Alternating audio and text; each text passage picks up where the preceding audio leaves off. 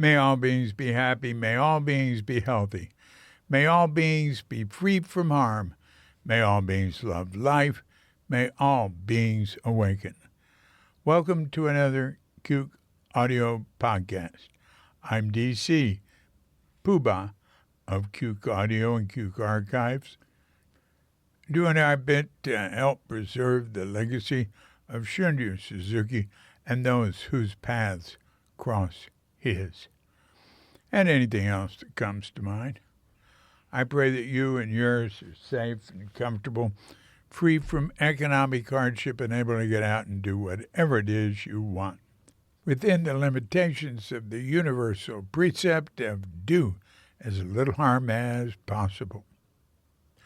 So today we have a guest, Helena Bee. Helena Bee, her main practice place where she considers her Zen Center practice home is Tassajara Zen Mountain Center. She was living in Monterey County. Maybe at the time she was living in Carmel Valley Village, which is in Monterey County, and friends took her there as a guest. Then she became a guest student, and now she goes there when she can as a student. Now, she, for the last 4 years, has been in charge of online programs for the San Francisco Zen Center, and she does a great job.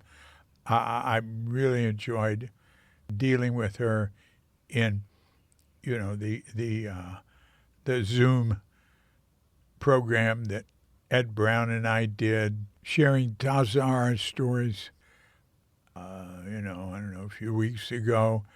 And then she went out of her way to send to the same large mailing list an announcement that I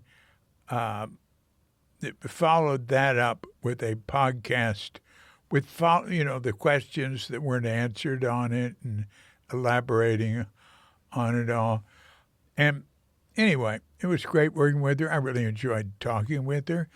And so we agreed to have a podcast talk.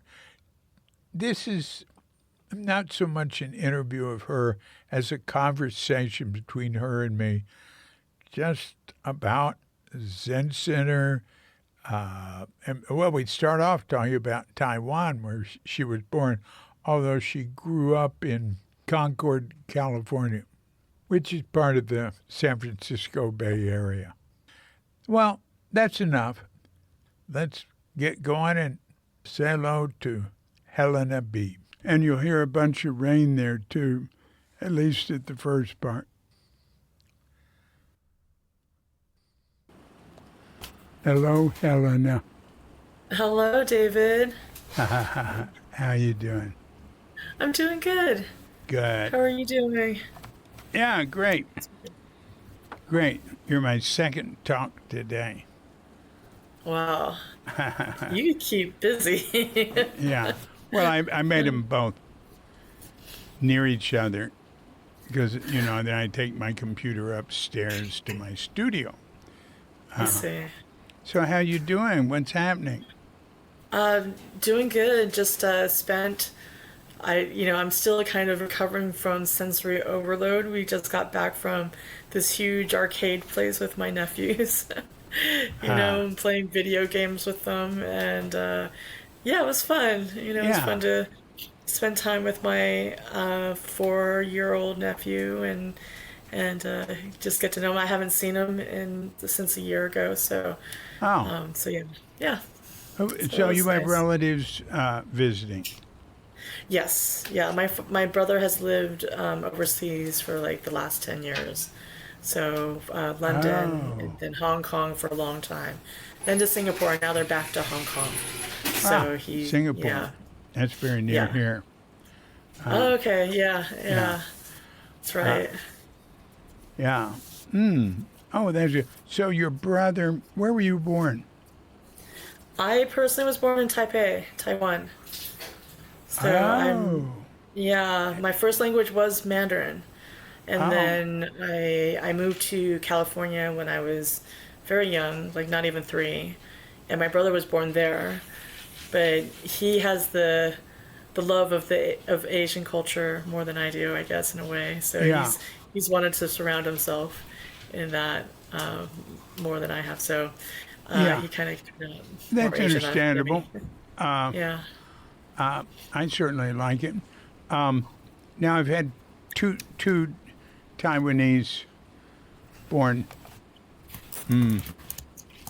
Born? No. One Taiwanese born, one half Taiwanese. First one is the son of Red Pine, Bill Porter. Oh yeah. Yeah, I love Bill. Yeah, Bill's one of wonderful. my favorites. Yeah. Yeah. So he stayed with us a Oh, while he was cool. here.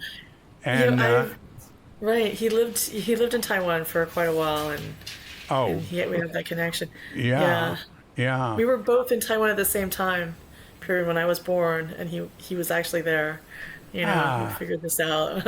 I've been able to host for him a couple of times, and so oh, it's been really wonderful. nice. Yeah, Okay. yeah, really special. Yeah. Do you speak any Mandarin with him? No, I don't think we spoke any Mandarin. My Mandarin is very rusty, Sure, so I sure. don't, yeah, I can understand it a lot better than I can speak it. Yeah, And, a word will come out here and there, but yeah, it wasn't something I kept speaking growing up. yeah, of course. Yeah. The other one is a fellow who was at Zen Center for 7 years earlier in this century, Jesse Chu Weens. And he just lives around the corner from here. We're very Oh, cool. close. He and his wife, they're Okay. MVC teachers. So that's and I've been to Taiwan. I loved it.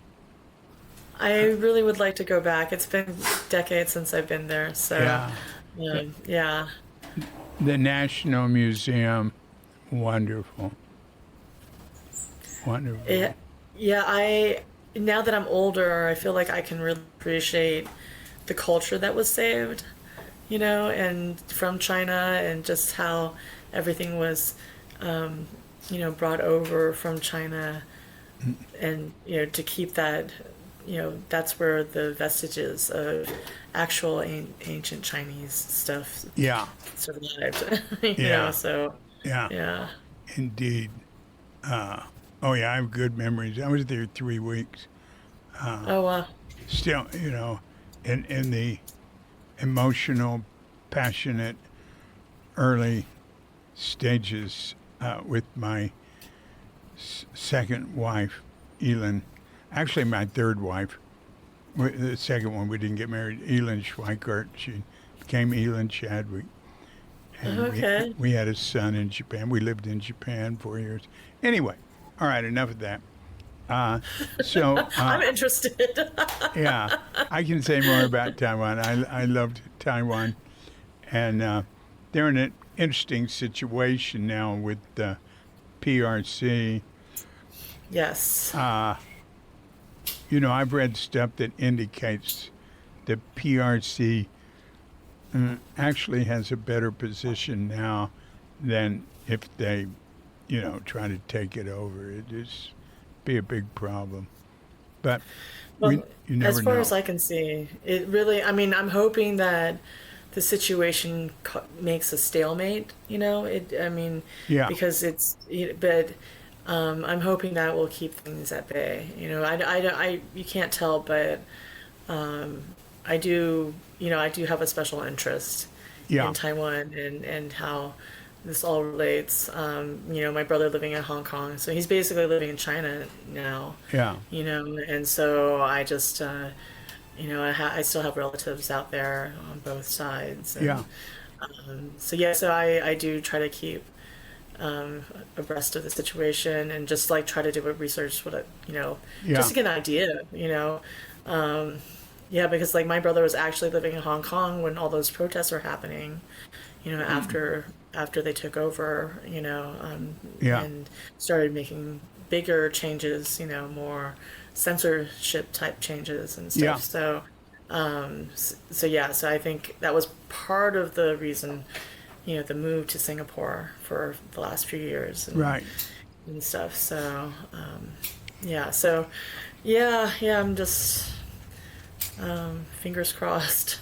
Yeah, It's, yeah. like there was a conversation going on with my mom and my brother about the viability of China eyeing Japan, and my brother's like, "There's no way. No, no, There's that's no not their way." trip. They're Yeah, they're not really imperialists like the United States or Western Europe.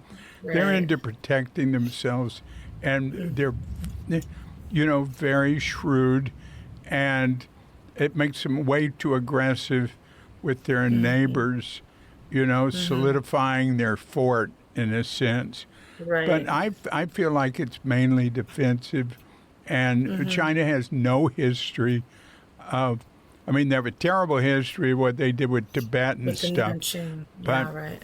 beyond what they consider their realm of influence, they have no history of attacking people or anything. I also consider them a government that really cares about the people and that has the highest popularity of any government in the world from the citizens. I don't like, some things I hear, but their aim is stability, and they regard.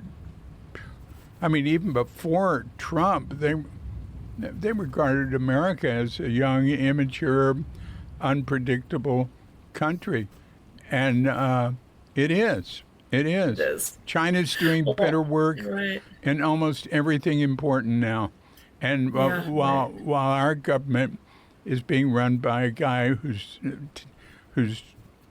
destroying it all accidentally on purpose. I don't know, but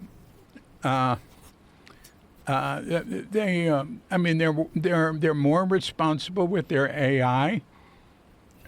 They don't want to turn it over to reckless billionaires.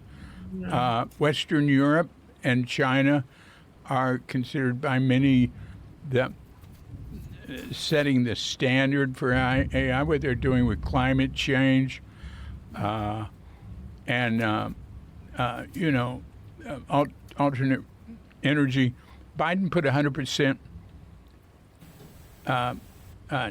import tax on their electric cars, which are considered the superior electric car in the Right. world. And they're here Right. in Bali, and that wasn't good.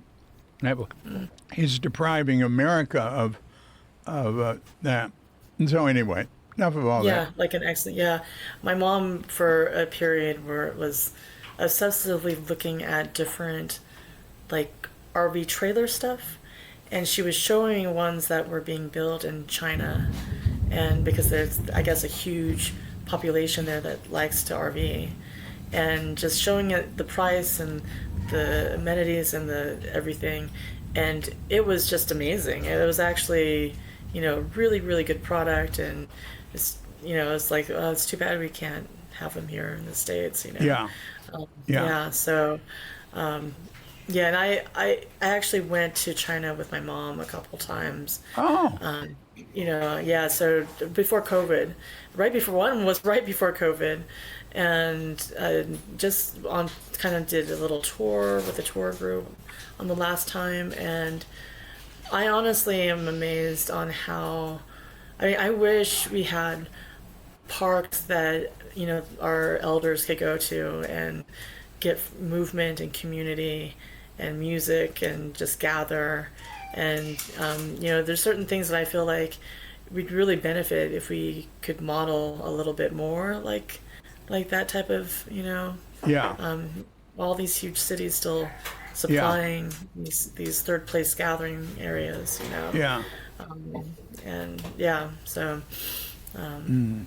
and sorry, my cat's like, we're in the hotel room right now, and we took our pets. So my cat's in here, and he's on the prowl. I think he's feeling like he wants to escape. So yeah, Well, feel free to deal excuse. with him anytime you want. Yeah, just Um, excuse the meowing. uh, He's. Incidentally, Chinese tourists are not popular here. Uh, they did a big Indonesia did a big advertising thing attracting Chinese tourists, but they come over here and all ride together in Chinese-owned buses and go to Chinese hotels and Chinese-owned restaurants, and they don't. Nothing filters down to the average people. That's not true of 100%, of course. You Yes, know. right. And also, we don't trust food from China. And but anyway, to me, that's all minor stuff Yeah, compared to I remember. yeah. Yeah, What? I remember seeing an ad while I was there, and it was like instructions on how to act in other countries. Like it was, giving etiquette tips to Chinese citizens, like don't spit, don't push people out a lot, try to, cut in line, don't Oh, do these like they have less of a filter when it comes to those things. And yeah, so, and there's the whole thing of the reason why. yeah, But yeah, it is interesting. yeah. Elin, uh, as I mentioned, my third wife, she was much younger, and she majored in Chinese language and studies, and so she did her junior year abroad in Taipei. That's why I was there for 3 weeks, and she did, and she was in the mainland, and she talked about how a bus would come and people would be pushing each other aside to get in and stuff. Well, here everybody's polite and gives way and stuff. You just can't Right. do that here. Yeah, right. You know, the traffic here is self-regulating, and people, you can cut in front of people. They don't scream and honk at you. Uh, and Sounds like a nice place. yeah, in many ways. All right, now, so I really appreciated your managing, arranging the Zoom talk that Ed Brown and I had. That was really good. And then sending out the follow up email letting people know I did a podcast where I followed up on it and so forth. And, you know, my relationship with Zen Center has always been good. It's always been friendly. But it hasn't been totally receptive on Zen Center's part, you know. Yes, I do know. And but that's all right. I, Yeah. I look at things from a bigger point of view. I look at Zen Center as an institution, and institutions tend to behave in certain ways, and that's normal, and they evolve. Yes. And the culture That's true. evolves. So right now, I think Zen Center is in a really good place. I think that it's definitely turned a corner in its kind of, it does feel different, I feel like, than it has been, even since I started going there about a decade ago, Yeah, So I do feel like yeah, like you say, it does evolve, things do evolve. Yeah, I personally have been a little jaded sometimes, a little bit. And I do find that as much I love it, I love Tassajara, I love the people, they're my people. Like just for example, I've been wanting to become a priest for some years, ever since I kind of left living there. I've been thinking about doing that, and I was recommended by my teacher to find a teacher in Zen Center, and I think she your wanted me to do teacher that. where? Dana Tatagi, she's in Santa Cruz. So that's who I took the precepts with. No, wait a minute. What's her lineage? Her teacher was Catherine Thanis. Oh, okay. Okay. Yeah, Yeah. yeah. Oh, I know So what you she's mean. I hear it now. yeah, she's like a sociology professor. She's retired now, but shorter Japanese lady, kind of soft spoken. What? Say her name again. Dana Tatagi. Uh-huh. Oh, yes. Uh-huh. I've been in touch with her. Oh, She's a yes. good one. Yeah. Yeah. Yeah, she's a sweetheart. I really, really Yeah. connected with her. But I was her first student, really. I was the first person she ever gave precepts to. And so I think she just didn't feel comfortable pursuing priest training with me. Yeah. So she said that I should find someone within Zen Center. And I mean, that makes sense on the surface because I work for Zen Center. I continually go to Tassajara and volunteer on a pretty consistent basis. So I still stay in touch with Zen Center. I love a lot of the teachers, but this is going back to the point is that I just can't, I can't find a teacher that I feel like, I think that there's part of me that just doesn't want to institutionalize teacher. I mean, there's a part of me that wants somebody that was a little outside of it, Yeah. and yeah. Anyways, so Yeah. uh, I understand. You know, yeah, the Japanese have a word, en. You know it? All right. It means like connection, good connection, or chemistry, or, you know, and so in America, we tend to be sort of comparative and competitive. And so, oh, I didn't like that teacher. I like this one. She's better, or something. They won't say that. They'll say we didn't have in and go in. They just go in. We didn't go. Honorific. We didn't have go in. No criticism. It just means you're looking for somebody you vibe with. right, right, You right. know, and that's very difficult. It's easier with Japanese teachers because they so fully embody the role. You know, you know what I mean? Yeah, yeah, And right. the Japanese culture and their upbringing makes them so. They concentrate on things. They don't skip around. They do what they're doing. They stay with it. They're dependable.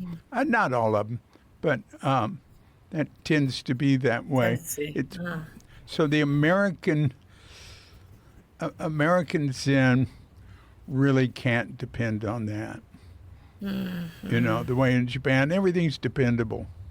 Somebody comes to the temple, gets ordained, and what they said they'll do, they do. I do. That's Right. in America, you don't know.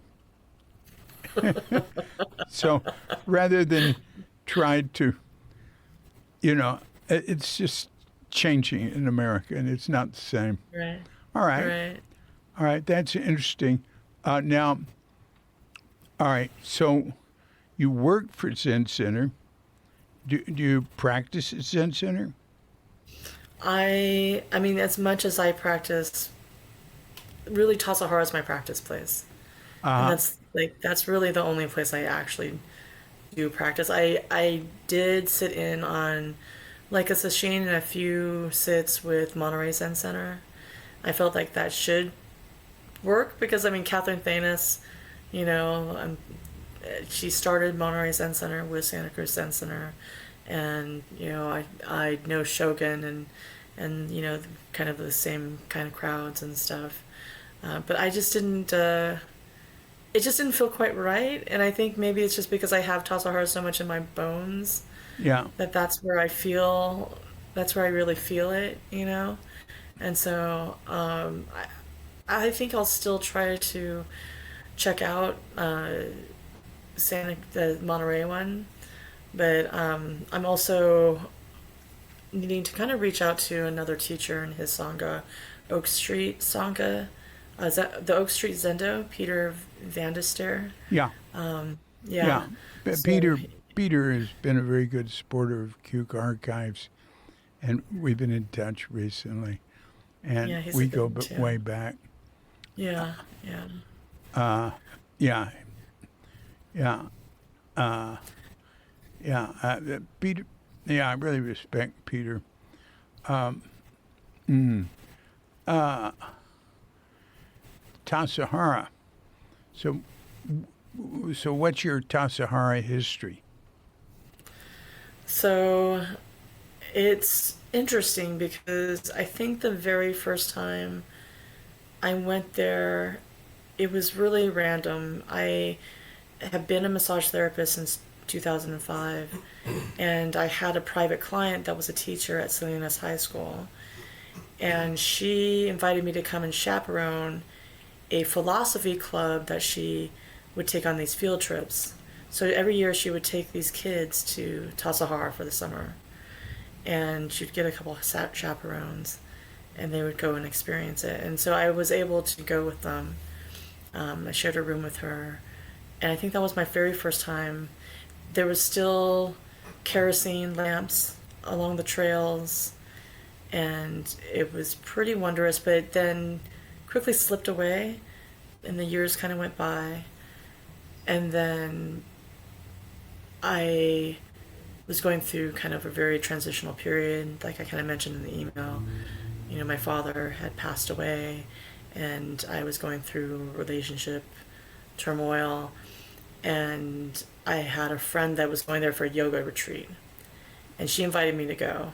So I said yes, and I went, and I did part guest practice, and then I learned about the massage exchange. So I asked if I could come and do massage for students in exchange for staying there later that summer.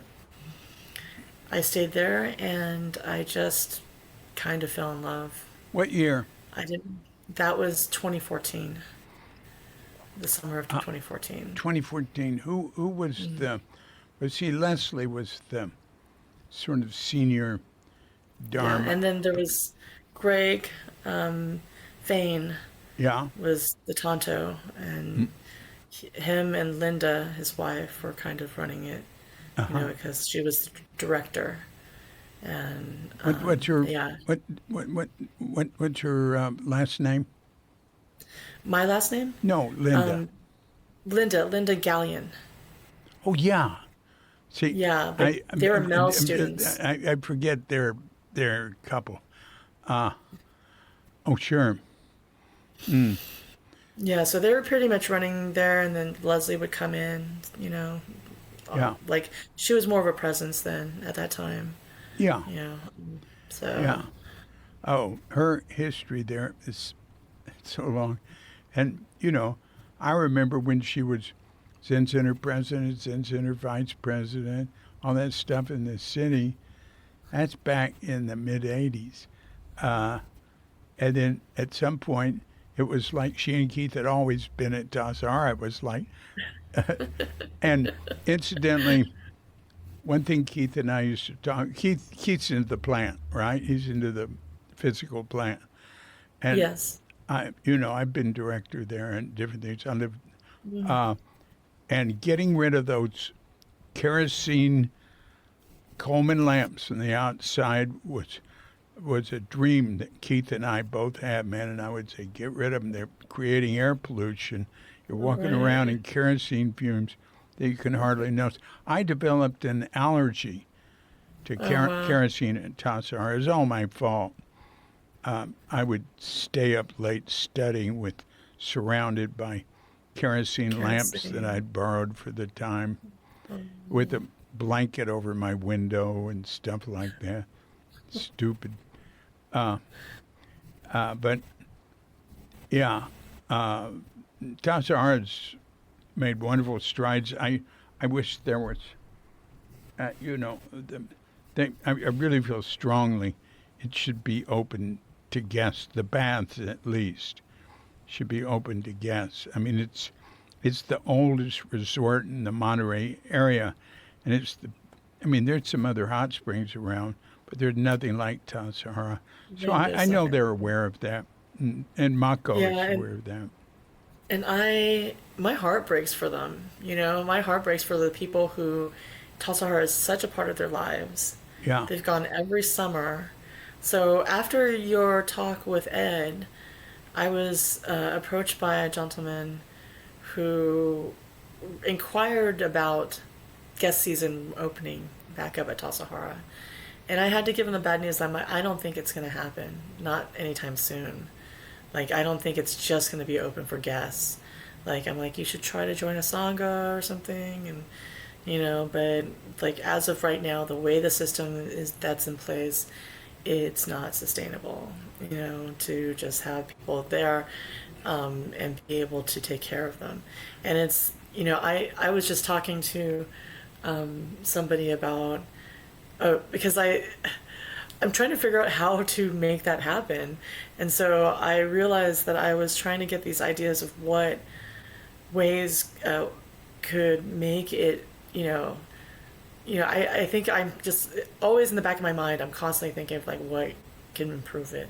yeah, And it really comes down to they need to invest money in that kitchen and update it and get equipment that less to use less labor, and so you don't have to have as many people in the kitchen to provide the quantity of food.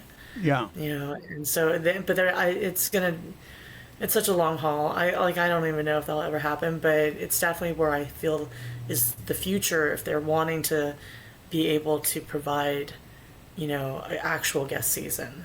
It's yeah, like we can't up the labor anymore. It's like a physical impossibility. The building, you can't build, or you can only build where the compost sheds are. Everything else is grandfathered in. We just can't get the population high enough. So we need to make it more efficient. And so, it just needs like a, system overhaul in a way, yeah, so, but it's hard when, all the positions turn over so frequently yeah, and there's not really anybody putting attention to it. yeah, Like my friend Ashley, who's the director right now, she's doing the best she can, and she's working really hard to yeah. try to do what she can to bring Hmm. in, bring it up to date and bring things to the Right. future. But it's going to take more than just like a handful of people Mm. working themselves to death. I mean, it's just, um, yeah. Anyways, I'm going to chip away at it Yeah, well, as that's much as I good. You, can. you seem to have the Yeah. right attitude and the right overall vision of it. I think you should just continue, be patient, wait for opportunities. Right. You mentioned the turnover at Zen Center. That's always been a major problem in terms of administration's lack of continuity. You know, it was really one of the reasons I wanted to leave Tassajara. Richard Baker wanted me to continue being director, and I had several reasons why I had to get out of there. But I think a lot of it came down to I had really good relationships with, and I was always running the dining room, right? Except, I was director that year. But I knew the guests, I knew the people on the outside, I knew the building inspectors, I knew the health inspector, everything. And we have relationships that were built on trust. Right. And it's like the United States now. Somebody else comes in, and especially Richard Baker, I love him still, and he was great, he had a great vision. But, he wouldn't pay any attention to agreements that I'd made. And not that it wasn't all that bad. It was just minor stuff mainly. Nothing terrible happened, but it was too hard on me. I anyway, the continuity, God, I'd have a position or somebody else, and we get all the system set up so it's so efficient, and the next person would come in and just ignore it, and it'd be lost. And so continuity was a real problem there. Say if you look at Japan, they do not have a continuity problem. They have the opposite. It's really hard for them to change.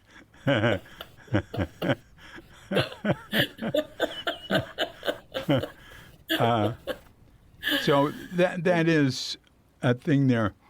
What I admire that has had continuity with Zen Center is it's the commitment of certain important people and the support of others to survive. And that's what institutions are just like people. Their number one goal is to survive. And Zen Center has done that without compromising in any horrible way. I think serving hard liquor at Greens is going too far. But are they doing that? I didn't know that. That's what They have Katrinka football. said. I hope they're not. Everything was. See, we always could have served hard liquor. We Right. we wouldn't even have needed a liquor license because we were on federal property. That's the way I understood it back then. Now, I always find everything I believe is wrong, so maybe that was wrong. And people would come in who were restaurant people and say, would say, well, you should have a full bar here. You make so much more money and blah, blah, blah. And I said, but we're not going to do that. Having wine is enough. Richard Baker's not a drinker. See, I'm a drinker. So he'd say, we serve wine as a compliment to the meal. Well, yeah. That's, he doesn't see what I see. He doesn't feel what I feel. People walk in, and a pretty high percentage. First thing they want is some alcohol. Right. This is not compliment to the meal. And that's the way I The meal was. is a compliment to the drinking. But it was good wine. It was good wine. Right. And I refused to be on the wine committee. I said, you don't want to get me drinking at work. It's a terrible idea. So I wouldn't do that. Anyway, continuity. Yeah. I was a bartender for many years, so I kind of actually know the whole thing of working with alcohol.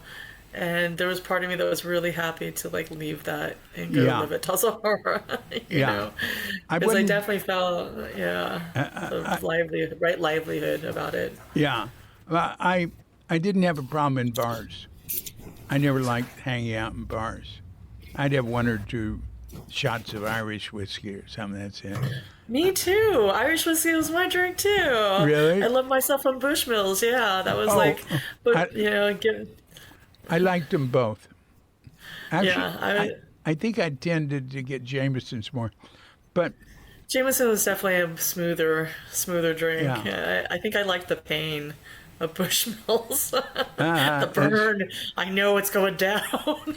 yeah, and then there's the people I never could remember which one was North and South Ireland. Yeah, I don't. One's Protestant, one's Catholic. I don't know which one's and which. they were always fighting with each other, and Yeah, I couldn't remember which one was politically correct. Well, I haven't had a drink in 21 years now, so I don't have to think about that.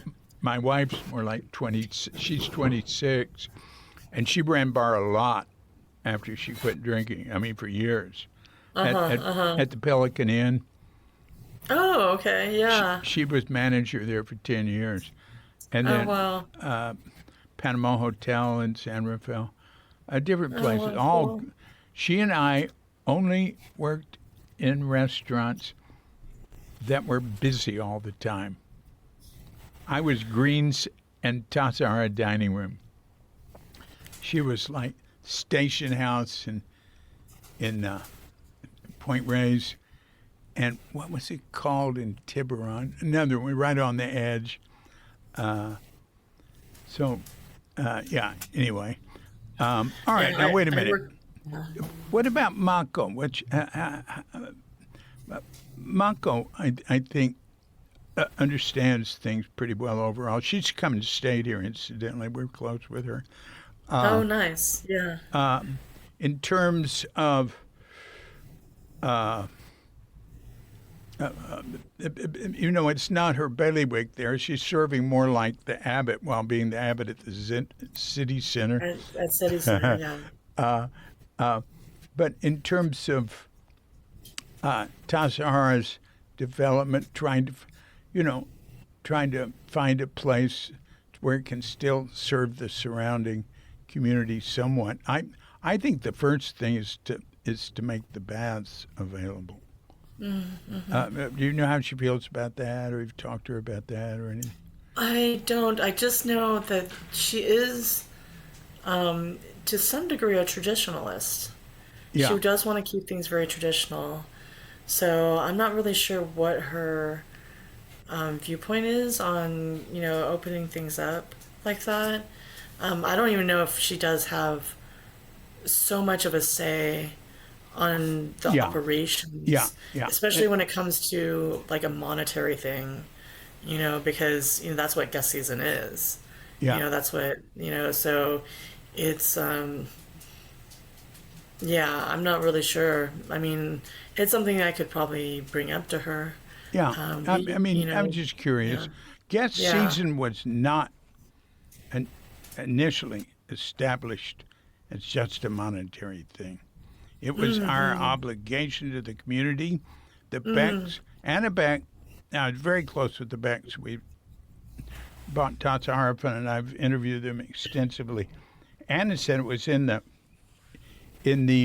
contract that we had to keep it open for guests, and there was never any consideration of not doing that. Of course, the income was very important, but the interaction with people on the outside in the summer gave Tassajara a sort of balance where it was Right. like really part of the world. However, after COVID, they couldn't do it. Just everything had Well, changed, to be honest, they couldn't do it before COVID. even before COVID. Even I would say even before COVID. I'm just giving you my honest opinion that it Yeah. was already falling apart before COVID hit. Ah.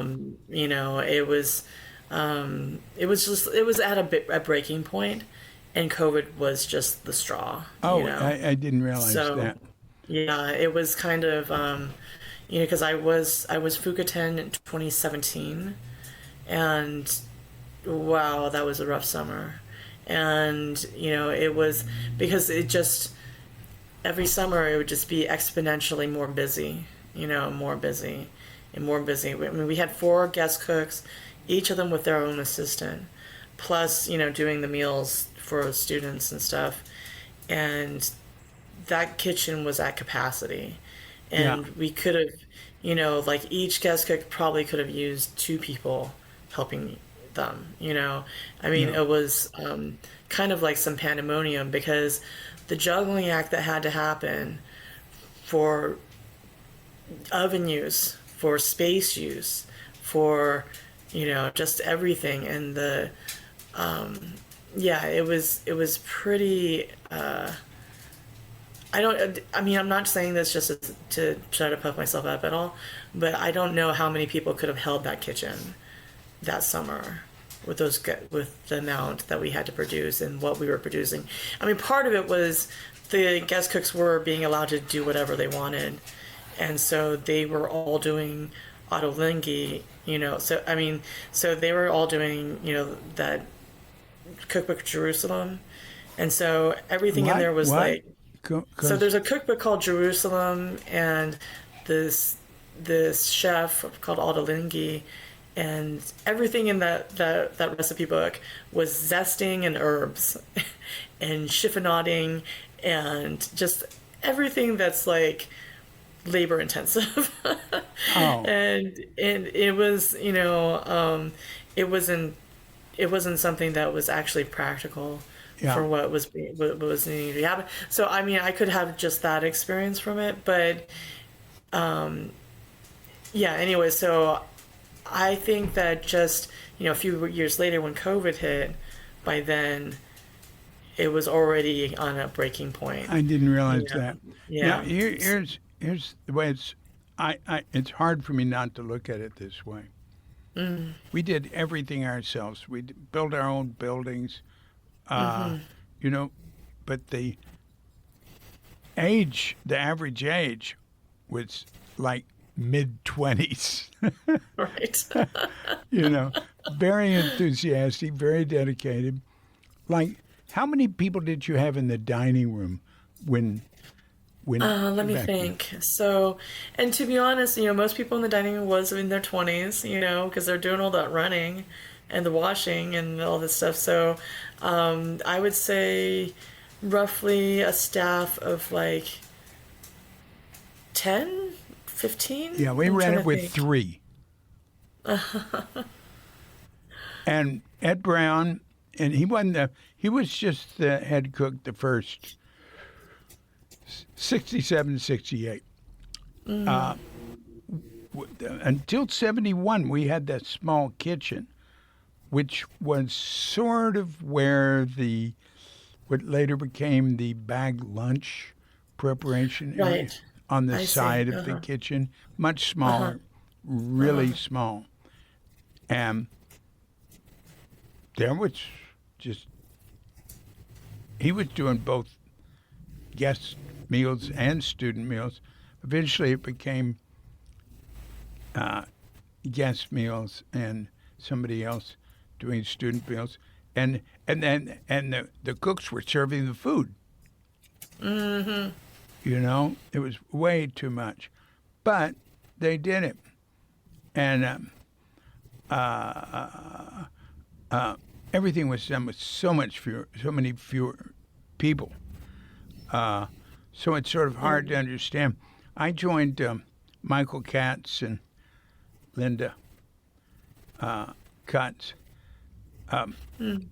They wanted to talk to a wealthy donor, a very important wealthy donor in Santa Fe that I knew. I mean, he'd been early on at Tassajara, so I joined them with him, and they said they wanted to, they were going to spend $1 million rebuilding the dining room.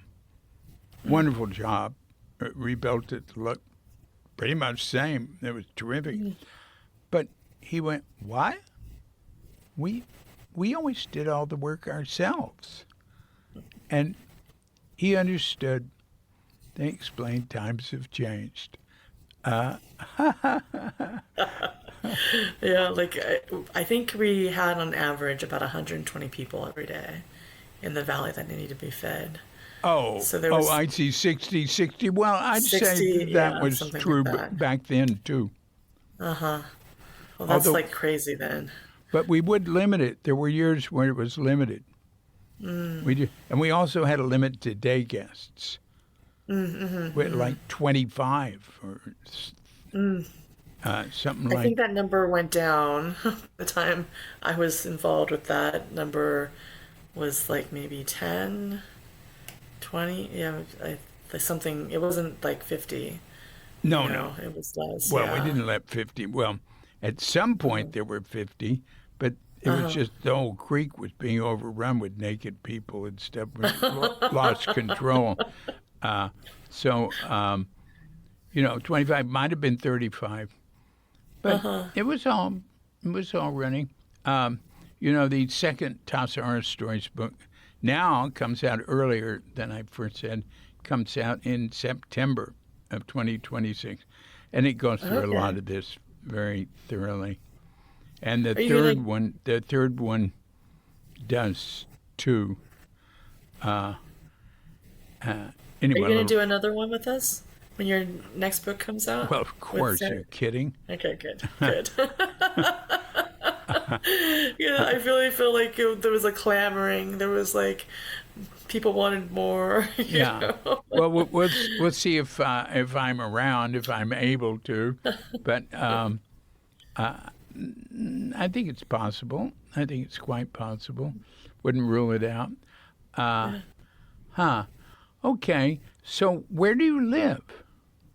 I live in Monterey. I've been living in the Monterey area for ever since 1999, and so So that's why it was really kind of a surreal experience when I went to go live in Tassajara, because Oh, it would be like I'd be coming out, I'd go to Carmel Valley Village, and I'm like, oh, I'm home, like, yeah. the first place I actually moved was Carmel Valley Village when I moved to the area, just close to the village. And then my father, actually, I moved him to Rippling River, which is that retirement place in the Carmel Valley Village. It's like one of the closest things, like the very edge of before you get to go into Sahara. So it was really interesting staying in Monterey County, but feeling like in another world, you know, but having it be so familiar. And so when I moved back out, I actually got recruited to be a bread baker at a donor's coffee shop that they were opening in Monterey.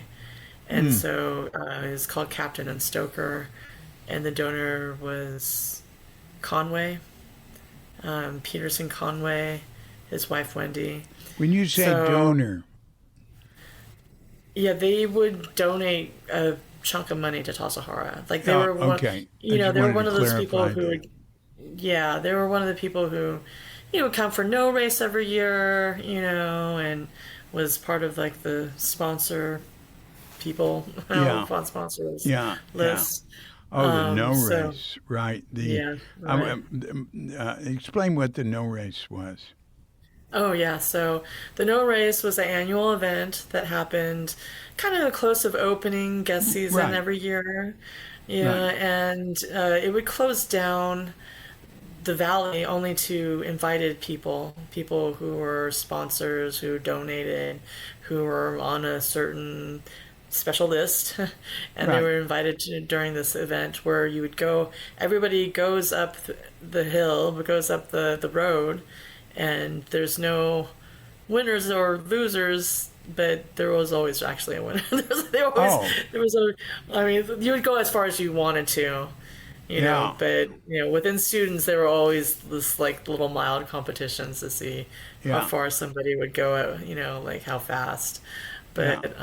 But yeah, it was a very sweet event. Every year there was a competition for a shirt design, and so you Right. could you could put your artwork in and submit it, and then everybody would get a shirt with that on, and so it become this collector's thing. And I've definitely have my fill of no race shirts and my Oh, favorite that's great. ones. That's great. Yeah. Um, yeah, that was all Richard Baker's trip. That was cool.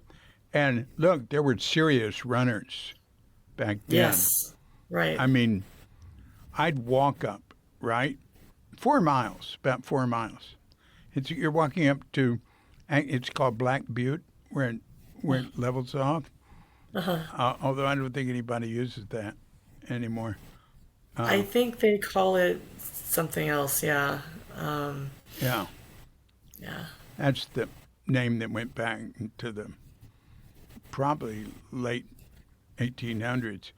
Uh, but I'd walk up and I'd just be like starting up a mile up, and there was this couple. I don't remember their names. They'd be running back, and no, Reuben Glickman, way before your time, uh, like a financial advisor. He'd be next, uh, and a lot of people, would really run it. And God, it's so steep. My God, you So almost need sweet. a ladder to get up it. Uh, It's almost straight up. Yeah. I ha, heard that Galen would run the road.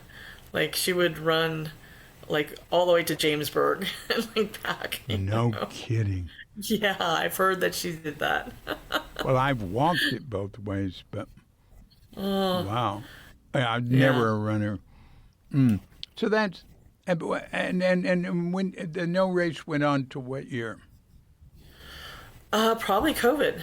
I would say probably until they stopped having guest season. So, um, and I think that they even tried guest season, after COVID 2021 or something like that. Well, they sort of what I remember is they were all set up to do it, and a week before it was supposed to open, they realized they couldn't do it.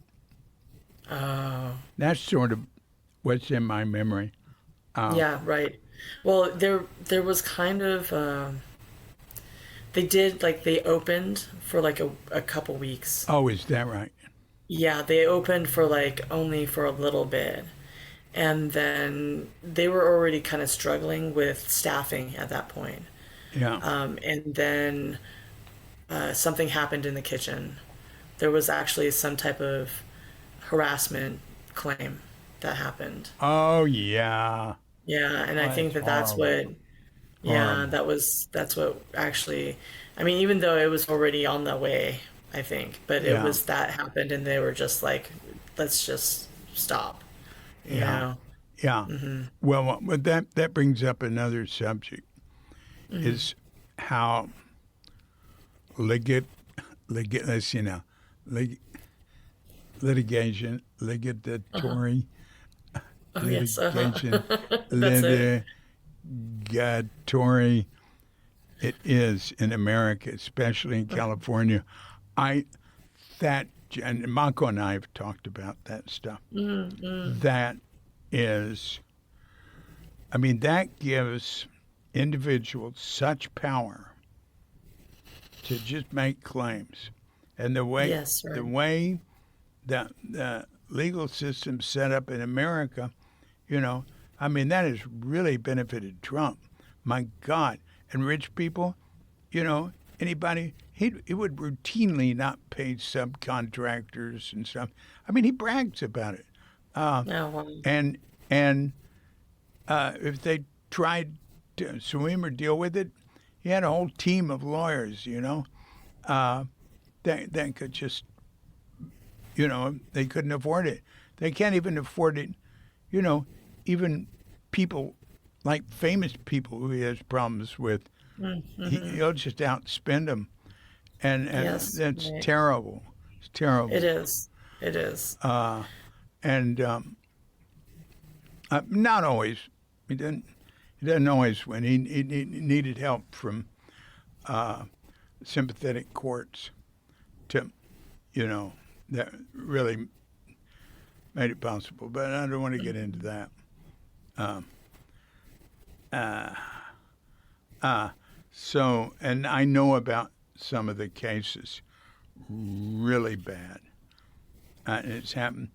I just don't know. I mean, that in itself makes me think, oh, God, I wouldn't want to have any physical, I wouldn't want to have any property. I wouldn't want to have a place. Mm, You know, how do you mm, protect it from that?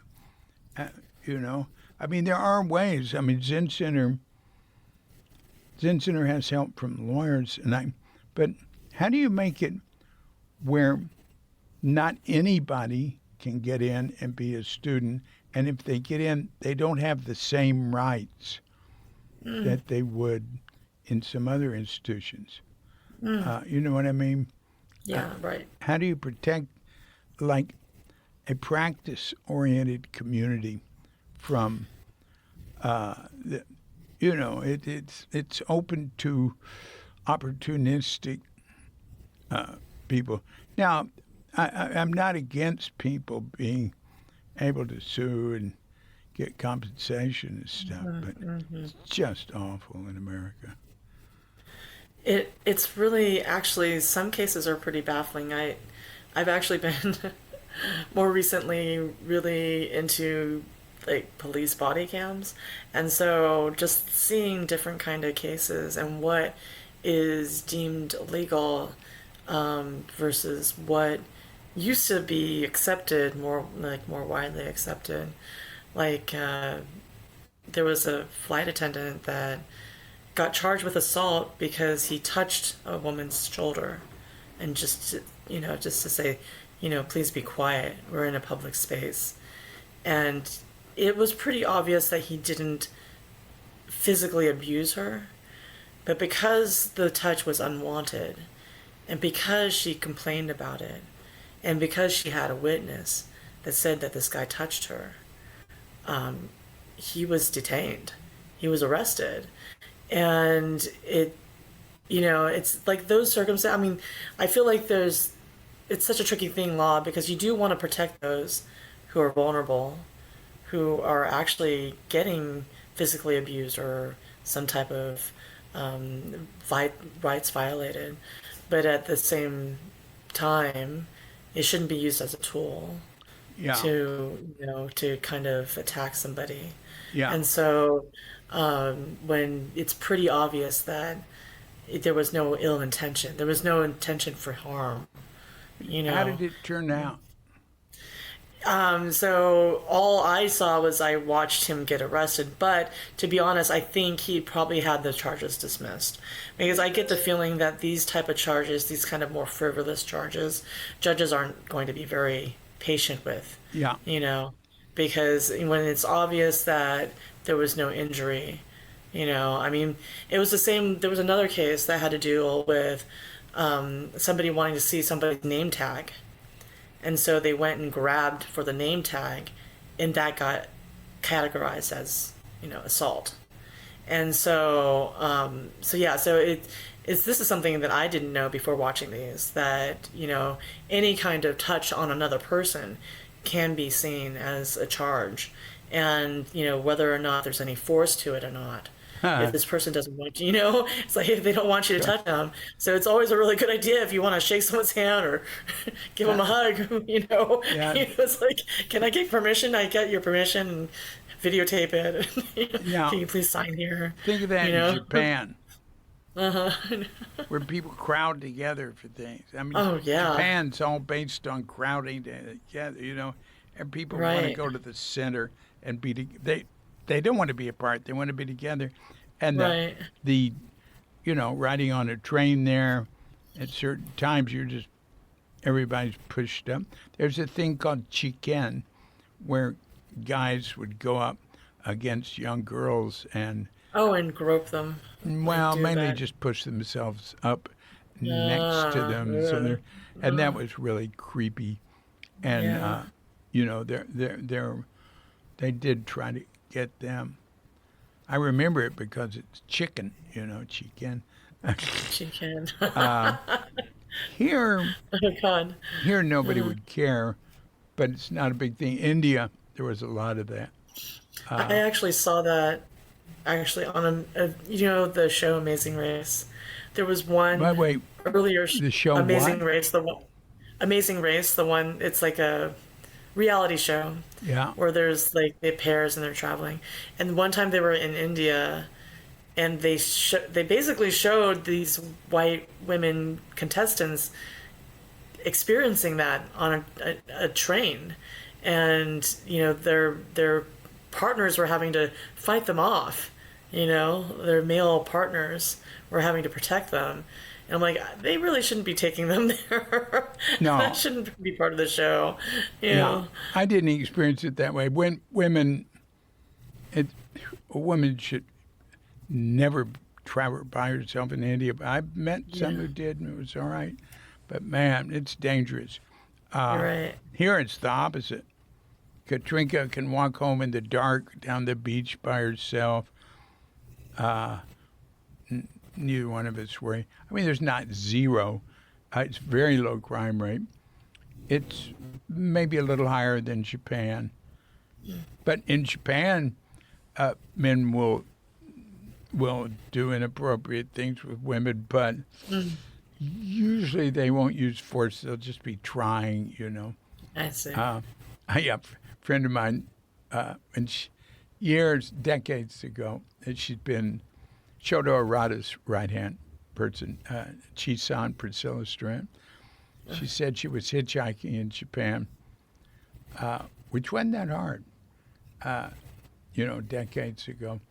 And maybe she was new there and young. She was a student of Mumon Yamada at Myoshinji. And a man picked her up, and he said, "Now you will show me American sex." No, she said, no, I won't. But in India, it can be really serious. Right. But my experience in a crowded bus would be, like really crowded. where it pushed up, is the guy who's supposed to get the money is a long way away. I would hand money and people would, you didn't have to worry about that. People would pass it down to him and they might pass back change, Oh, wow. you know? That's amazing. And I love, especially, I like Southern India with the beautiful, you know, some of the skin color gets down to almost black. And it was beautiful sarongs they would wear. And I loved being with all, around all these beautiful women. I loved looking at their dark skin. But I had no inappropriate thoughts, really. It was just appreciation. And one of the worst things in the world that I really hate, and it happens here, it's women taking skin lightener. Oh. Oh, it's a big deal in Asia. It's a big deal here. And, you know, I had a woman talking to me a couple of years ago. She said, oh, but my skin is so dark. No, you know, I'd like to have a Western husband, my skin's too dark. I said, no, it's the opposite. Your skin's beautiful. Don't screw it up, because that stuff, I can tell when women have been taking it, screws up their complexion, really. And but What's they funny do is it. that they do the opposite here. You know, we want like white people want darker skin. You Right, know? right. Yeah, like yeah. There's this guy who takes this supplement, this melatonin, to make his skin darker. You know, like he has a tan. So it's interesting. Well, that's. Uh, I've always been a little bit dark, so I didn't. It's very hard for me to get sunburn. how long have you been in Bali? 12 years. Ain't been back. I've been to Germany to Richard Baker's place 3 Oh, times. nice. Yeah, 'cause they fly me there. I don't need any money. I can't afford anything else. And this summer they flew. It's Katrinka and I went there. They flew us both, and that was wonderful. And Nice. she said, I said, I don't know. I don't think I can go back. You know, I'm 80. And she said, well, I could go back by myself, you know, 'cause she worked in the kitchen, and it's such a copacetic community there. Really nice people. Very, very, no stink of Zen, really. Very normal feeling. Really love it. All right, enough of Yeah. that. Uh, I met a couple of Richard Baker's students who? that were I can't remember their names, but they it was just briefly at in San Francisco at City Center, Yeah. I think, or someone came and spent a practice period at Tassajara, and they were Richard Baker, a younger guy. Gosh, I can't remember. I just saw him in passing when I was in a practice period doing. I think I was helping out Tangario. I was helping out with serving for Tangario, Yeah. and he was there. But Yeah. he was really nice, really, really good guy. Yeah. So, Tongario being the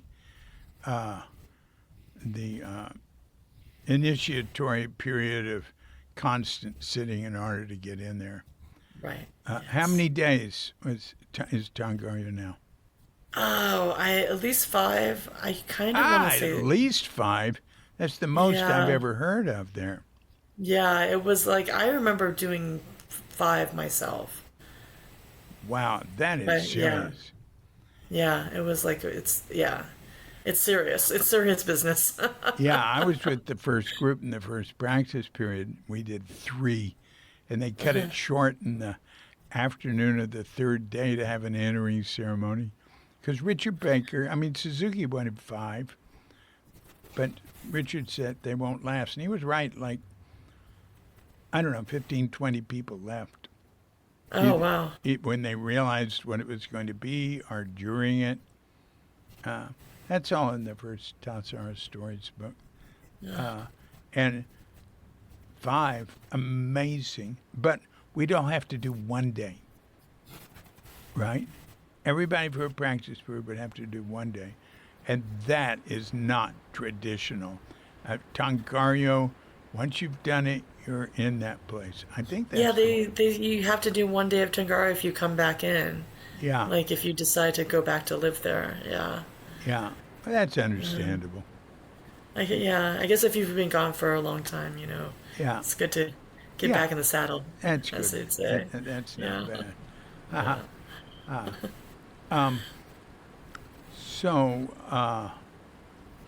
wow. So, what have we not touched on here? I, I'll talk as long as you want. I like talking to you. Uh, I like talking to you too. I hope we get to talk again. yeah, So but yeah. but Let's see. What have we not touched on? Yeah, I love all the stories. I've tried to collect as many stories as I could from people who have been there for a while. I'm actually, I always mine Keith for stories about Tassajara, and oh he's told me some really good ones about, when the fire happened and the Zendo had to move, or when electricity came, or the telephone came in, them having to do the line, hike the line for the telephone. oh Um, like just stories about how different things were made. So yeah, I honestly love the place, and I got to actually meet the previous owner. well, What Anna is her? Beck was alive. Yes, she came one summer as a guest Yeah, and was staying there, and I got to talk to her a little bit. yeah, And I've poured over that book on the back porch, with all the different stories from when it was a resort and when there was actual stages with horses that would bring yeah. people Well, in. that's what went into A Brief History of Tassajara.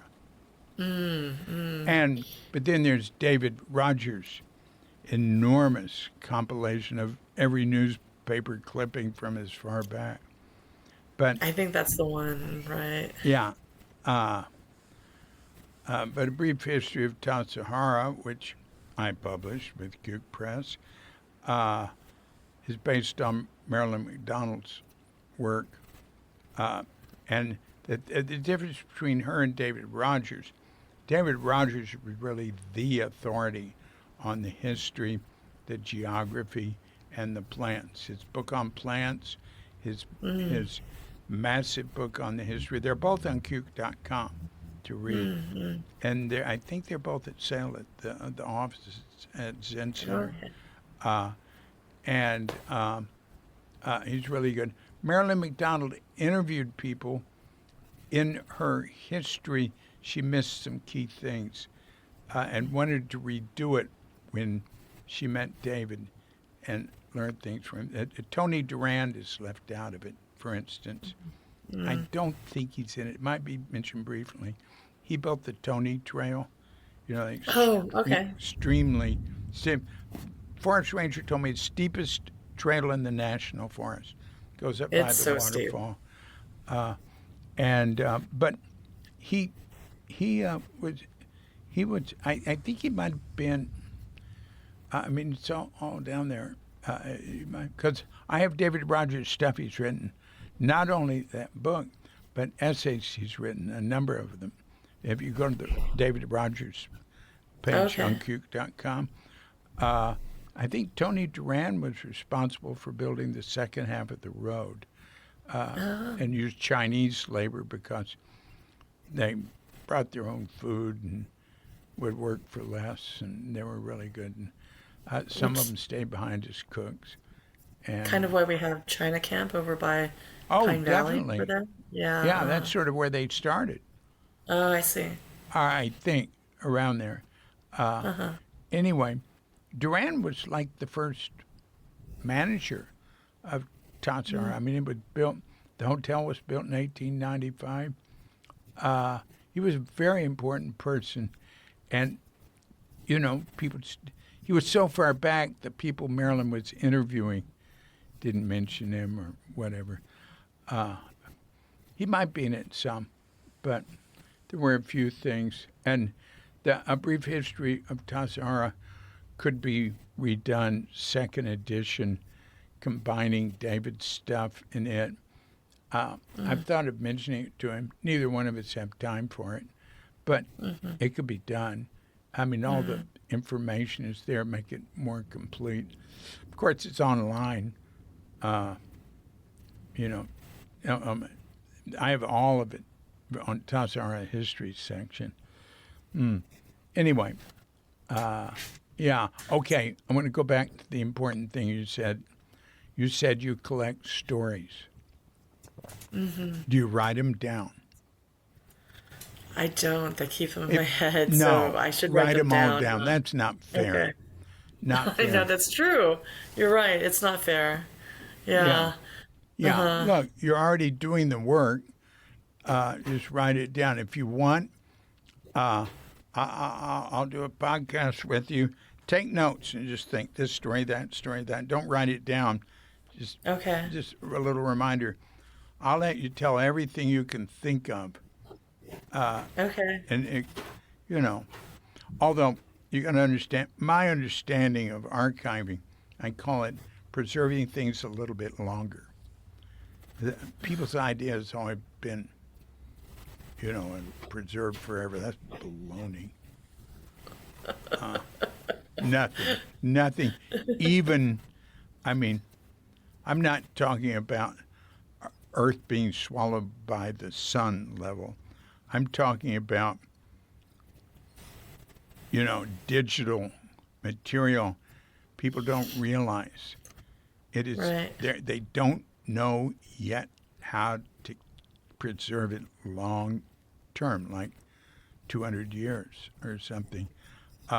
There's a documentary with Scorsese and some other guy at that level, a director, talking about the important work trying to do that. Basically you just keep copying it, but it all degrades. Everything degrades. Right. The idea of things not degrading, being permanent, is not true. There's some Babylonian stuff, I think. Yeah. Sumerian, maybe Yeah. some Sumerian tablets. Yeah. That have been around a long time. But That's true, but yeah. how long has Homo sapiens been around? Several 100,000 years? Yes, thousands. Yeah. Several I'd say- 100,000, I think. So like 10 to 20, maybe it's something. Wait a minute. Yeah, it was. Pardon me. Let me refer to my Because ultimate there's- authority Yeah, I know. on this. Here, I'm gonna readjust. Oh my gosh, my cat is like underneath the laptop right now. ChatGPT. Yeah, please. Okay. How old are Homo sapiens? Because there's Homo erectus, Homo habilis. So but I'm asking ChatGPT. sorry. So, Homo sapiens go back to when? Yeah, you got right here. You got Java Man in Indonesia. 300,000 years. 300,000. Yeah. So imagine what's been lost. And the idea of there's single moments where fire was, that's bullshit. Fire would have been used. Fires are started naturally. You save the fire, you continue it.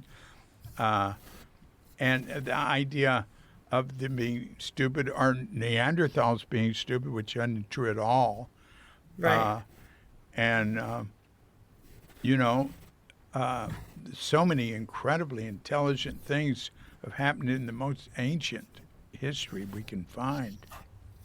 Yeah, I'm really fascinated by the ebb and flow because, as much as I know from the latest kind of evidence is that, things spike and then go back down.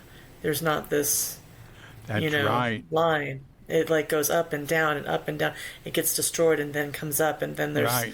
this huge spike in civilization and then Right. crashes. There's evidence. I'm sure they're not sure that Homo sapiens got down to almost extinction level. Mm. But, I have to go further. Again, ask my know everything assistant. As long as you stick to research, Yeah, right. it's really good. Mm. And I said it to professional, no encouragement. That's really good. Mm. I was just having the conversation about, this one woman who basically dedicated her life to recording everything on Yeah. the. Have you, do you know? I can't remember her name, but I was just thinking how important her work has come to be. Like there was a lot of foresight actually in that to record things so there was some type of reference of what actually Well, what area? happened. What area? Where's she from? And She was, in the United States, and she just spent her whole life manually recording everything on the TV. And no so, kidding. yeah, it's amazing actually. So you see like a commercial from like 1970 something, or a news broadcast from 1980 something, No, it's no, in probably from 1950. her. Come on. 1950, yeah, it's Well, like she 55, 53. Yeah, so she recorded a lot of things. So I think that is going to turn out to be quite important work. Wow. Um, Yeah. I was talking to Katrinka about very early TV shows that impressed me. That, you know, Tales of Tomorrow, it was like before Twilight Zone. It was Mm, extremely impressive, just wonderful. mm, Stuff like that that goes back to the 50s. Uh, uh, and of course, TV then wasn't like it is now. You weren't saturated with media all the time. You'd right. watch special shows at special times. Uh, and there were old movies played. I love seeing old gangster films from the 40s and stuff. Anyway, that's very interesting what she did. Well, that's sort of what we do. We try to record everything. Uh, Hmm. and most archiving, our most oral history, our most, the idea people have is to go from the top, to the most important, the famous people, the ones who were teachers and this and that. That is not our trip. Our trip is to get everything we can. And, the great archivist of Tibetan everything is Gene Smith. And he said, and I knew exactly what he was talking about. He'd say, you know, be speaking with like Dalai Lama people. Or I spent some time with like the Dalai Lama's archivist, and he understood this. But you talk to the big shots, and they have projects. They have things you want to record. And Zen Center's been that way. Not it didn't now so much, but and he wanted to record everything. He got down everything he could on Tibetan Buddhism, art, culture, medicine, and finally Smithsonian picked him up and supported him and gave him a place there.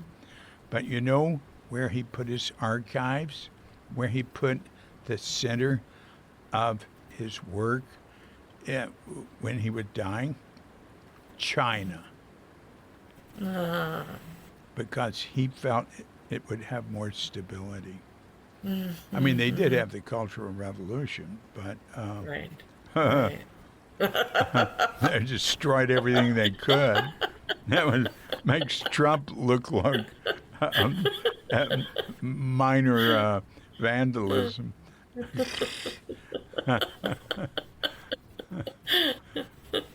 God, horrors. And Elan's focus was on, in her studies, was on the scar literature, which is people writing about the horrors of the Cultural Revolution. And she was crying a lot of the time. You know, it was so horrible. Right. But they got out of it. Yeah. Yeah. Wow. Well, look, we're going very far afield here. I've got a lot of stuff. You know what I do? I'll look at this, and I'll see all these places where I'm talking all the time. And basically, I just cut out as much of it as I can. This is from your podcast. Huh? This is your podcast. No, I it's your mean, podcast. And what, you know, basically with podcasts, the rule is let the other person do all the talking. But, you know, I got really engaged with you. But you said so many good things. And you see, you're approaching it from such a different way, a different place from other guests. And a lot of guests, that's true. They've got this unique slant on it, you know. But anyway, this is going to take time. Hey, the one that's going up this weekend, I just did a few days ago with Gerald. Difficult German last name, starts with W. But he was Richard Baker's maybe first student, German student. First director of Crestone, 10 years there. First Chusseau. And his wife was with him. I'm going to do one with her, and she is so cool. She is, man, there is some couple. Anyway, I keep seeing them through the decades. Nice. But that'll be neat. That'll be neat. Right. And you know, they have their own center in Germany. But he teaches a lot at Johanneshof, which is now Zen Buddhistisches Zentrum Schwarzwald.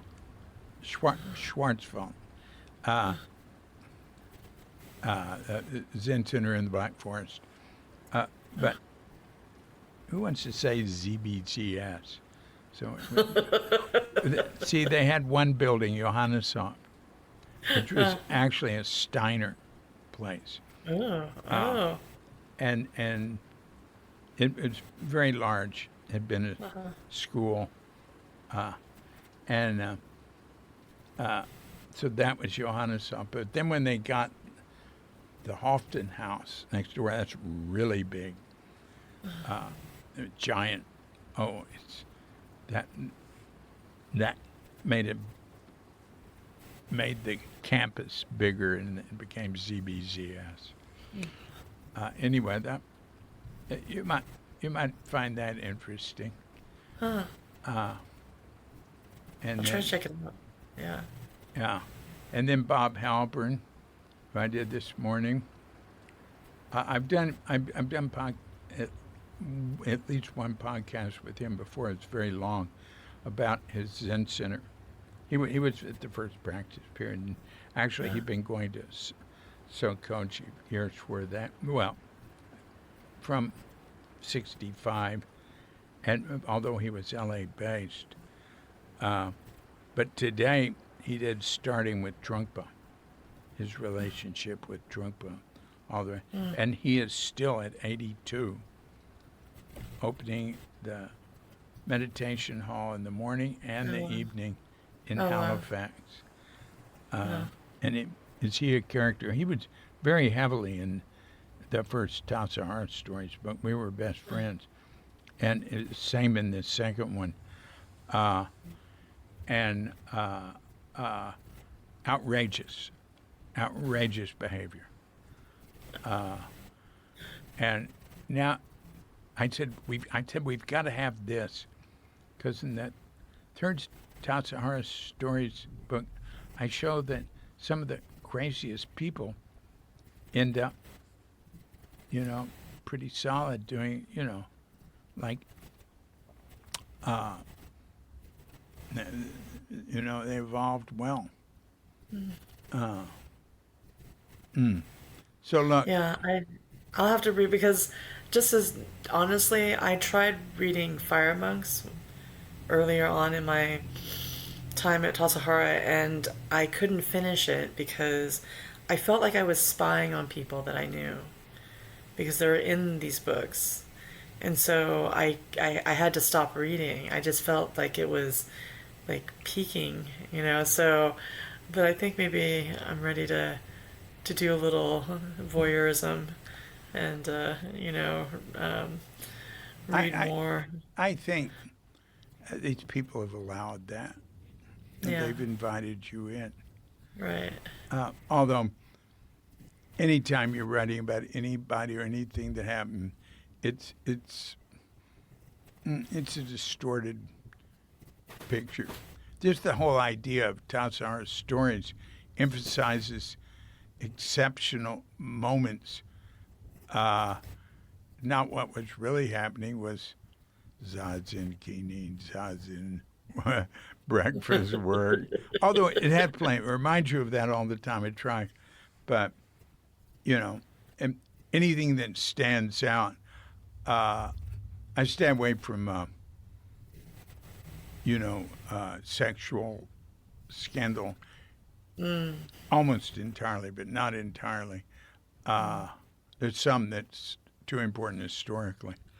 Uh, but, and I don't say things that are, I keep stuff out that's really critical of people. So it's what I said with thank you and okay is I turn the meter up like 25% more positive. In the editing room. Well, no, just what I remember You and just tell and how I remember. tell it. I see. You know, if I'm doing a podcast with somebody and they start putting somebody else down, I'll mark it and take it out. Uh-huh. Unless it's Richard Baker or Suzuki. A little bit with Reb. But Reb's pretty squeaky clean. Yeah. You know, the problems some people have with him are more on the go in level. They don't have in with him. You know. Yeah, I spent a practice period. He led a practice period of mine Yeah. in Tassajara. I really enjoyed it. One of my favorite ones. Oh, that's But great. That's great. yeah, but if you were to ask me before I met him, I was really apprehensive, you know. Yeah. Yeah, so but yeah, but I was really pleasantly surprised by Yeah. his depth and everything. So, He's one of the yeah. people who have stuck with it in a dependable, responsible way, like I was talking about Japanese.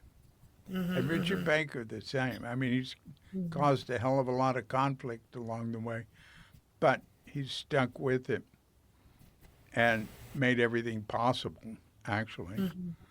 A real visionary. Hey, I was just looking into.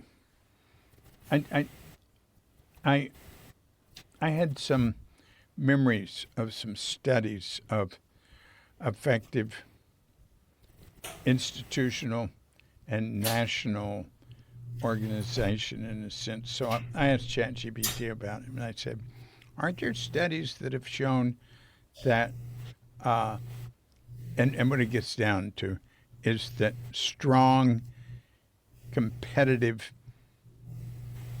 individuals, even narcissistic, like you've got in America, extreme narcissism in that case, like where those people tend to rise to the top of a group, but the groups that are cooperative do better. And so once there's different groups, the groups that are cooperative and their ideas all based on cooperation, they excel. when you get to narcissism, it has what you call a curved lineage graph that it might go up for a little while, but then it goes down, you know. So, uh, and then the best is the the one who becomes the head of the group, skillfully using competition, and then that's what they call mood change, and changes to humble leadership and cooperation.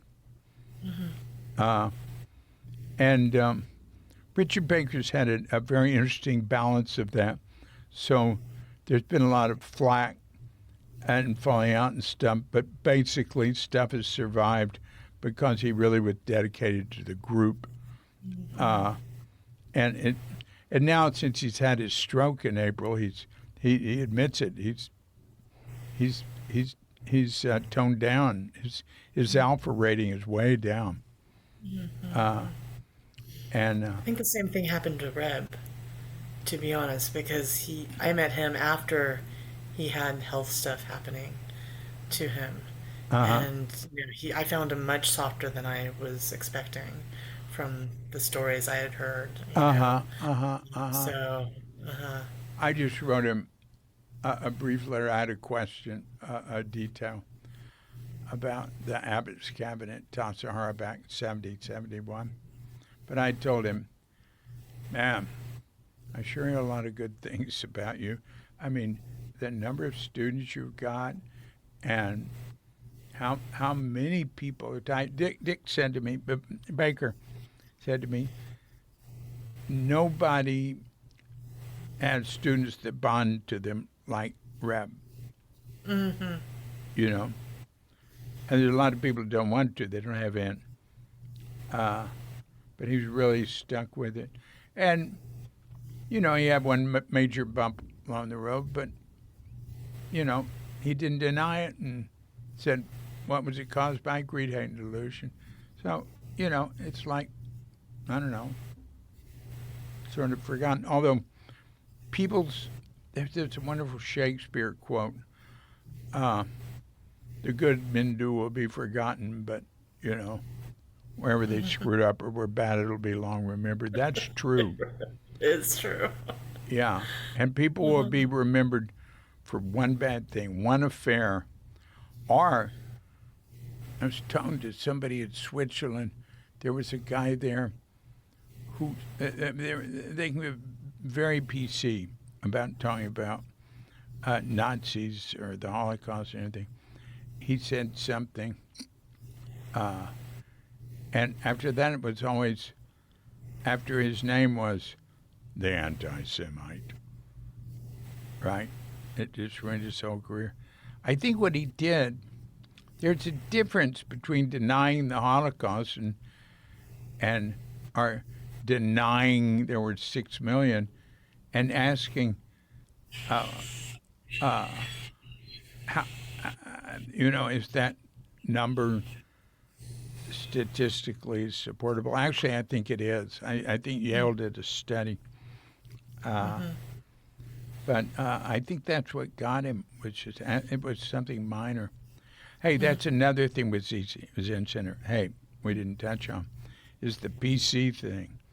And well, you know, my son Kelly goes down there and does tree work. Oh, okay. In every April. He comes during work period? Yeah. Yeah. Oh, okay. He's got a big tree trimming business. And next year it's going to be 7 of them. Oh, wow. And they work for a week. And the first time was free. And then Zen Center got, you know, in Jamesburg, and there they got so much work done they couldn't believe it. So they flew him down. And then, like, the third time, they paid. He said he gets paid now about half what he would charge elsewhere. I must have met him because I've been to a lot of the work periods. What? I'm usually baking bread or something. I think he's only been doing it for like 5 years. or something. Yeah, yeah. Okay, I think I must have probably have in passing, at Yeah. least. Oh, you should meet him. Listen to the podcasts with him. His Okay. what he has to say about Tassajara. He spent his first 2 years there. First 3 months at Green Gulch, where he was born, and then till he was two, almost two, at Tassajara, where I was Shuso director. And but now he goes back, and his observations are incredibly good and deep. And he's someone who talks with trees, uh, and he's got a very I'm also one of those. practical. Yeah, so Yeah, I have a special tree in Point Lobos. We can talk about it later. uh, and so he has experiences there that are really profound. Oh, that's great. Uh, Uh, and his observation just of the practice, and people are very positive. But he says the extremes, they're still going to for health and prevention. They wanted him to have a test before he got there, after he got there, isn't that? yeah, I feel like especially after COVID, well, they affected them so much because of the communal living aspect. But then I think they took it a little too far, to the point where it was making the residents feel unsafe. The Yeah, amount of, like, I mean, they couldn't go anywhere without having to take a test, or isolating themselves for days. Like if they went out, so it lasted longer than anything that was official out there. And so, yeah, I was glad when they finally lightened up. But yeah, they are really. It's almost like a weird knee jerk reaction type of thing, where they just overcompensate for yeah, not being ready for it or something. yeah. Well, Yeah. institutions frequently overcompensated, but I think Zen Center set a record, uh, and at some point. But Rick Levine, my dear friend and medical advisor, said nobody died. Yeah, Uh, it's you true. know, uh, the importance of masking and distancing was universally overdone in America. If you look at the serious illness and death statistics, the Republican and Democratic states didn't really divide, where the Republican states had a much higher death rate. Well, I mean, way higher after the vaccine. That was the big thing. Beforehand, there wasn't much difference. It was like basically the same. Yeah. Yeah, and people were, screaming at people who had masks on and stuff. The emotions around it were intense. None of that here. Uh-huh. None of it. People cooperated until nobody was looking, right? Yeah, that's true. And I mean, I'd see all these kids go to the local community center, and Bali's run on communities, neighborhoods, Banchar. It's really it's the main governmental form. The overhaul, that's the traditional. The overall Bali government is important too, different functions. But you need help, you go to the Banchar, that local neighborhood thing. Yep, police help, you go to the Banchar. A lot of things like that. But both, it depends. But anyway, oh yeah, I'd see a bunch of young guys, maybe teenagers, go there. They'd all have masks on and everything. But then I'd see them inside. They'd have them all off. You know, and you just don't want to get caught. It was very serious. People had to wear. It was ridiculous. They had to wear masks when they rode motor scooters around town. Yeah. Uh, Yeah. Right. and and they closed the beaches and public places for a few months. That was Right. so stupid. Well, like when people were like sanitizing their groceries, they were like taking wet, like, Clorox wipes and wiping everything down that they brought in from the house. I'm like, no, I'd rather get COVID. I'm not gonna wipe everything that's coming in. Yeah, It feels neurotic, yeah. Well, It feels crazy. Katrina was trapped in America for 4 months then. And a friend of hers would come over and walk our dog and stuff. And we were being very extreme. It was right that we're wiping everything down with alcohol and, but, after a while that passed. But it was serious. It was really well dealt with here. Like you couldn't get into a mall without showing you'd been vaccinated. Right. I You know? mean, I am for cleaning door handles, cleaning places where there's a lot of touching, a Yeah. lot of contact. Like the food situation was, that seems like a vulnerable place because things are going in the mouth. Yeah. But, you know, um, yeah, The hand thing is a serious way that disease is transmitted and stuff.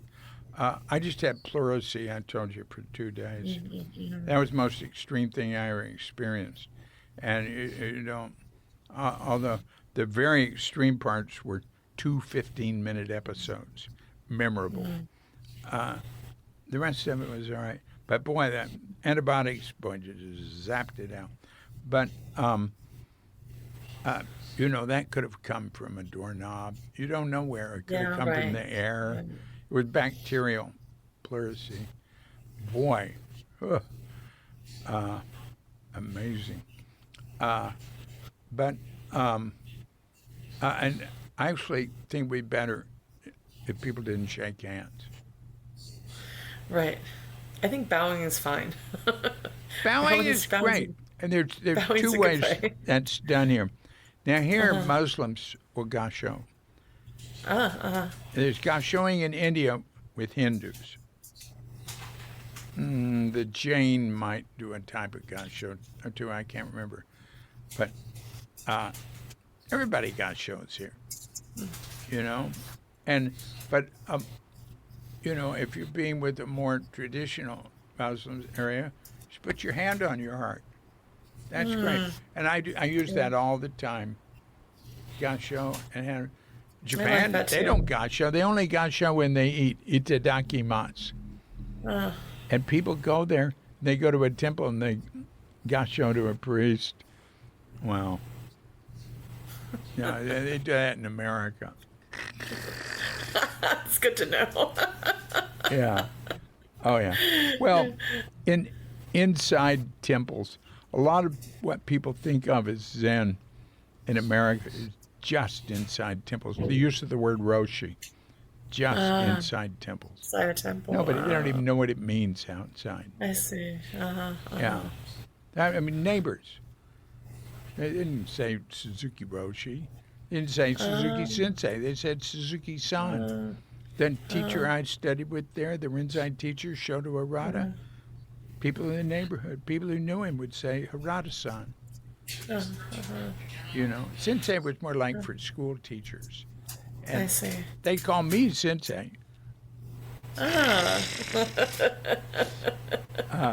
Anyway, all right. Well, this is going to be a nightmare to edit. Uh, I'm so that's sorry. I try to make them really right, like the last two with Bob Britton. Oh man, they're incredible. You should listen to those about. Okay. He specializes in how people's repetitive actions cause injury over the long term. He was the San Francisco Conservatory of Music's like physical, but he's not a therapist. He just tells them what to do. Don't like when you're playing your violin. Don't do it that way. And he says the main reason for early retirement for musicians is repetitive actions that give Yeah, them right. injury. And the second podcast with him is about sitting. And it's really interesting. And he was at Zen Center 10 years, way back. Has interesting things to say about that. Real straightforward guy. Anyway, so Helena, Yes, it's David. been a pleasure. Let's see how long we talked. Hour and Almost 48 two. minutes.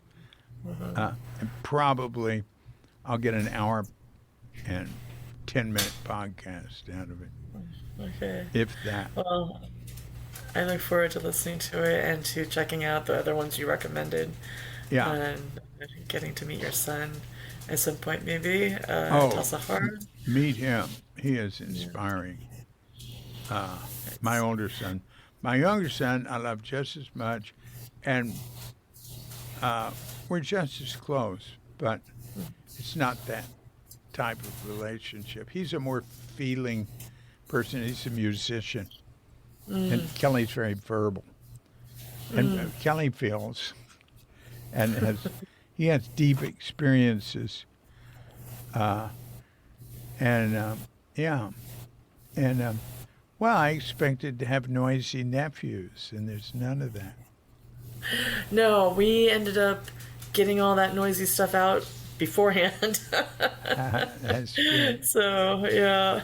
That's good. Yeah, it turned out it worked out good. Yeah. All you had was you had a cat underneath you on this laptop for most of the talk. He crawled underneath. I have a box that has a hole, and he kind of got right underneath there, and he stayed there the whole time. So at least he wasn't making a lot of noise. I might have had a cat under me. I mean, I'm sitting on it's like a bench. It's 6 feet long, big space under it, and it's faced to the side. But I closed the door and the windows and turned on the air conditioning because there's a storm happening. And it's not very loud now, but they can get really loud. They can get where I can't hear it. Oh, wow. Not like California, though.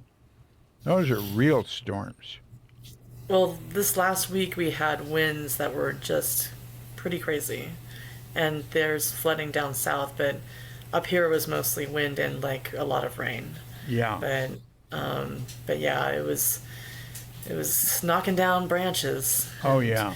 I've been, flipping garbage cans. yeah, I lived right on Agate Beach in Bolinas half-time for 8, 9 years. And man, the storms we would get in Green Gulch. And I'd have to be going around and working on the culverts during storm, unblock them so Wow. they wouldn't blow. No. I mean, we have rains that create flooding everywhere. Not where we live, thank goodness, but not the extreme storms I've experienced on the coast there. Goodness. Anyway, okay. Well, a pleasure, dear. It was such a pleasure. It was a real honor to talk to you, and I hope we are able to do it again. And I Yeah, hope you know yeah. you. I'll Yeah. keep you informed. I'll keep you in Okay. touch. I'll send you Okay. health Great. reports. And, Okay. Thank uh, you for that. yeah, Actually. you write. Hey, just make a list of Okay. stories you remember, Oh, my stories. Okay. and then we can do that. Get as many as you can. Think of everything possible. Don't think I'll it's mind this my good or bad. bad. Look, things that really get in the way of writing or people think about good and bad, trying to be original, trying to be creative, I'll just write them trying to down. be good. All that stuff's just in the way. Just everything you think of, write Okay. down. Okay. Okay, good. I'll do that. Yeah. Yeah. Well, Yeah. Well, thank you so much. yeah. You see, I naturally went like that. Yeah. Yeah. Yeah. Okay. Bye-bye. That Okay. was great. Yeah, that was. All right, David. Take care. You too. Well, thank you very much, Helena Bee. Bee, B-E-E, like a bumblebee. Isn't that a cool name? Really enjoyed talking with you. We just kept talking and talking. I talked a lot. And probably should go cut most of it out, but I'm not going to. I don't have time to edit it. It's just what happened. And I don't know, I like talking to her, and I get sort of stimulated and carried away. And so this is what happened when we talked.